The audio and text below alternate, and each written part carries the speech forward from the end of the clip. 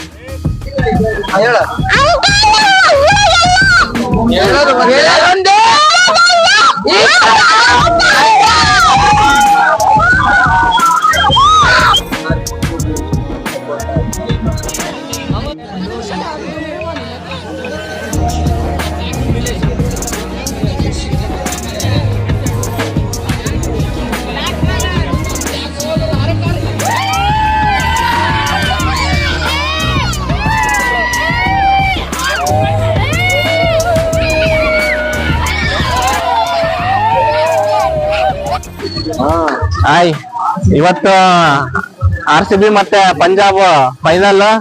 ಈ ಸಲ ಕಪ್ ನಮ್ದೆ. ಪುನೀತ್ ರಾಜ್ಕುಮಾರ್ ಅಭಿಮಾನಿಗಳ ಬಳಗದಿಂದ ನಮ್ಮ ಪಾರ್ಕ್ ಅಲ್ಲಿ ಇವತ್ತು ಲೈವ್ LED ಹಾಕಿದೀವಿ. ಈ ಸಲ ಕಪ್ ನಮ್ದು ಆಗುತ್ತೆ ಅಂತ ತಿಳ್ಕೊಂಡಿದೀವಿ. ವಿಜೃಂಭಣೆಯಿಂದ ಆಚರಿಸ್ತೀವಿ ವಿನ್ನಿಂಗ್. ಜೈ RCB.